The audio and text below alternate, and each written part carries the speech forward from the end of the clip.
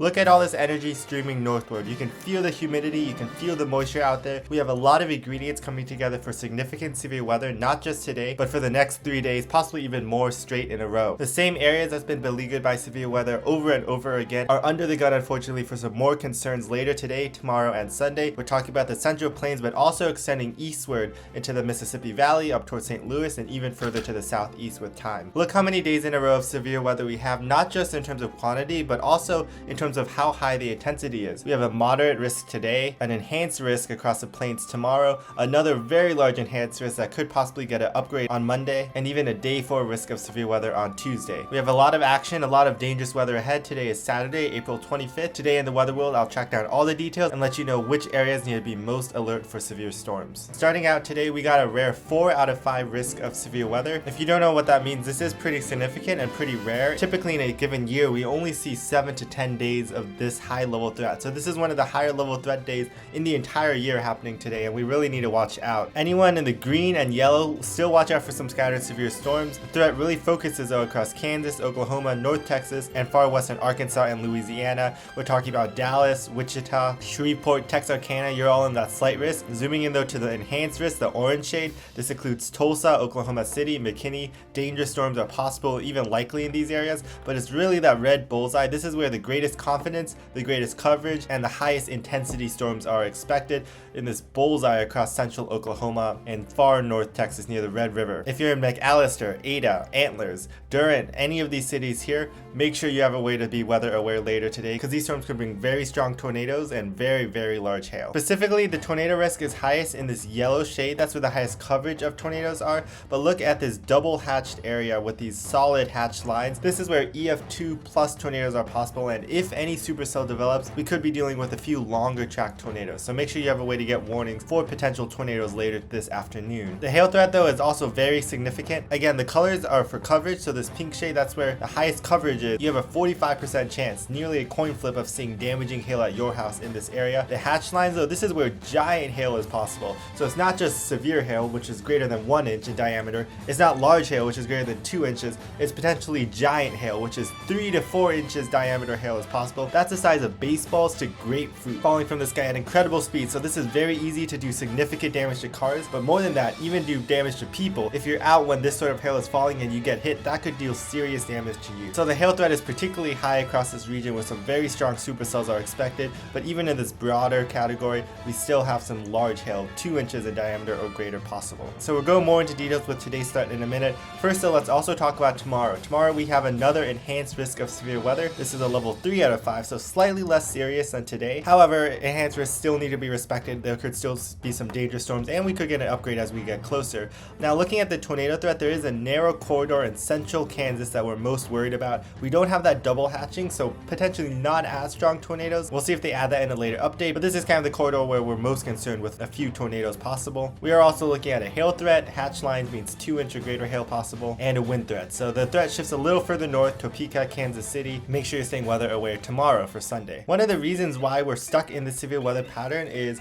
we have big time troughing in the west, which are areas of low pressure, and then ridging in the east. This is a very classic severe weather season, and we are headed toward the peak of severe weather season. We're end of April, early May. That's traditionally when some of our worst outbreaks are, and climatology certainly supports our severe weather risk. You can see this is our area of low pressure. We get little spokes of energy, shortwave troughs higher in the atmosphere ejecting off in these darker colors. That, combined with all the moisture and energy, is more than enough of a setup for widespread severe storms possible. One thing that really stands out to me is the energy in place. We just have so much moisture. You can really feel the humidity out there for sure. That's all going to translate into thunderstorm fuel. Look at the day today. This is why we have that moderate risk, because look at all this energy that storms have to work with. This red to purple shade by the model is pretty rare to see. That's greater than 4,000 joules per kilogram of energy. Anything above 2,000 for reference is more than enough for strong storms. So we almost have double that with this 4,000 category, which is pretty rare. Even in your day tomorrow though, Cape dies down into the morning as the atmosphere stabilizes, but then it destabilizes again into the atmosphere once we get into the peak heating of the day. And look at this narrow, skinny corridor of very high Cape values. This is why we're concerned with explosive thunderstorms thunderstorms should any break out of the cap. A few things I'm also tracking. Notice the sharp cutoff of energy. This is the dry line. So behind it we have very dry desert air in place, but we have all the moisture and humidity surging north ahead of it. This dry line can act as a focus point for storms. It can initiate storms off of it. We're also tracking a bit of a warm front that's moving north, so it's these factors combining with that energy that's going to trigger these severe thunderstorms. Timing it all out, by the time this video releases, we're only a few hours away from explosive thunderstorm development over Oklahoma and North Texas. So initially up to the north, where we have that slight risk of severe weather, a few scattered storms, potentially strong with gusty winds and hail. Really after 3 or 4 today, just a few hours after this video comes out, explosive thunderstorms will fire just like that over Oklahoma. So look at this. From 1 hour to the next, these storms just appear seemingly out of nowhere, so don't get caught off guard. And then from there, these strengthen into individual, very strong supercells. The reason why we're so concerned about the large hail is there'll only be a few of these storms out and about. It's not going to be a widespread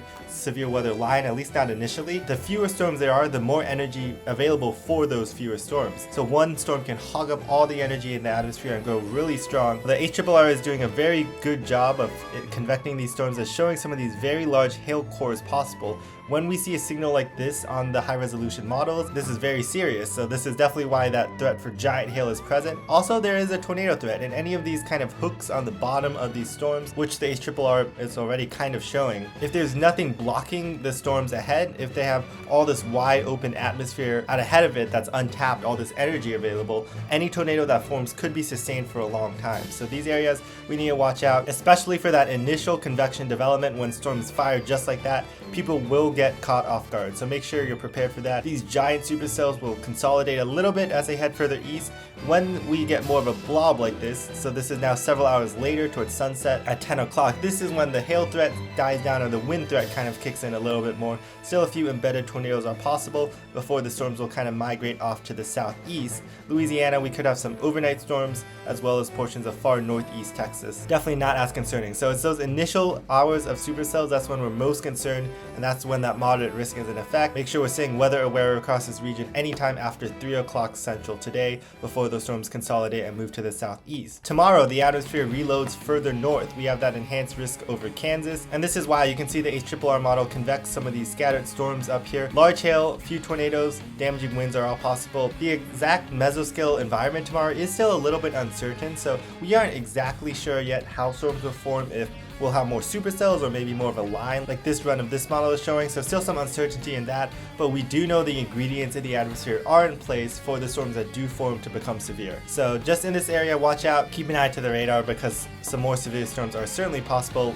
on Sunday afternoon. And then as we go to Monday, this just looks like a giant mess of rain. As we can see, everything slowly pivot off to the east. That in itself is a lot to talk about. Unfortunately, we are not done. This is a multi-day severe weather onslaught. So on Monday, this could be even worse than today, believe it or not. We already have a day 3 very large enhanced risk across the Mississippi River Valley all the way to the Midwest. Chicago, Davenport, St. Louis, Jonesboro, Paducah, all of these cities are in the bullseye for potential severe weather. And to me, this is looking like one of the most volatile days of the year that we've had so far. So I would not be surprised at all if we get a moderate risk of severe weather, that level 4 out of 5, somewhere in the zone as we get closer, as confidence increases. Either way though, this is a very strong signal, and we have early heads up. We're still several days out when we're seeing this signal, meaning people have time to prepare and get ready for Monday. But we do want to emphasize that very significant severe weather is expected. We can already see that in the Storm Prediction Center outlining that in these black hatch lines. I was talking about the thunderstorm energy being off the charts today across Texas and Oklahoma. Well, look what happens on Monday. The storm energy becomes off the charts across that large enhanced area in the Mississippi River Valley up to the Midwest. So energy will not be lacking at all. We'll have more than enough energy for explosive thunderstorms. So we're a bit far out for specifics. We're still several days out. I will have another video as we get closer, tracking more of the specific details, but just an early stab at the radar. It looks like as we get to midday on Monday, a few storms will approach and pivot into portions of this region. The most explosive thunderstorm activity though is expected in the afternoon as some of these supercells develop along kind of a line from Iowa to Missouri. This is 3 o'clock on Monday afternoon before these move east. We're tracking both the threat for individual supercells to carry strong tornadoes, potentially in long track tornadoes, but then also if this general line forms, we could be looking at very damaging winds along that. So both threats, and we'll kind of refine the specifics more in the coming days. There's still a little bit of uncertainty. This does look like a very mean line of storms though, moving through Chicago, moving through St. Louis in that risk area, and eventually pushing off to the southeast as we go into Monday evening. I would already start making plans for your Monday afternoon, evening commute. Make sure you're staying weather aware because some severe weather is looking very likely with strong tornadoes, some long temps possible, and damaging gusty winds. Even beyond that, we do have a severe weather risk on Tuesday, still even further out than Monday, so details are even lower, but watch out across portions of the deep south. Some severe storms are possible. We'll have more details as we get closer. And this takes us pretty nicely into the pattern change I'm expecting for the rest of next week. So for the past few days, especially Thursday, we had those big tornadoes over the plains.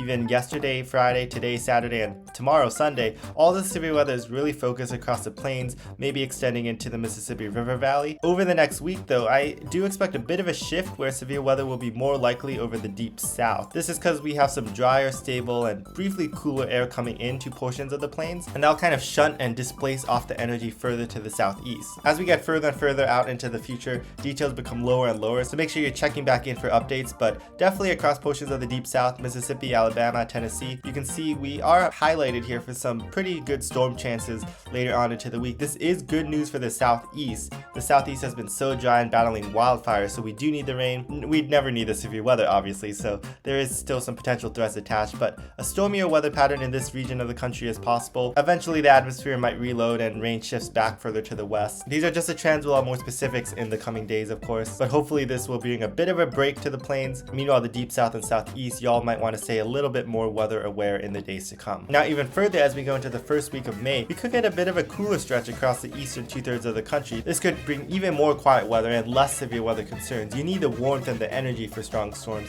So hopefully we catch a bit of a break heading into May. Precipitation is still trending generally wetter across the southeast, all the way back to the plains and the Four Corners up to the northeast. But with the cooler air, maybe this will be more general rain rather than those severe storms. We'll keep tracking this into the future as we get closer and have more updates. So thanks for watching. Again, if you're in that moderate risk today in the southern plains, make sure you're really watching out and paying attention. These storms will be explosive even tomorrow further north in Kansas, and then especially on Monday in St. Louis up to Chicago, more significant severe weather is expected. Hope everyone stays safe out there. Again, I'll have another update for that Monday severe weather threat as we get closer, so if you don't want to miss that, subscribe to the channel. Make sure we're practicing severe weather safety, everyone. Hope y'all have a good one, and see you next time.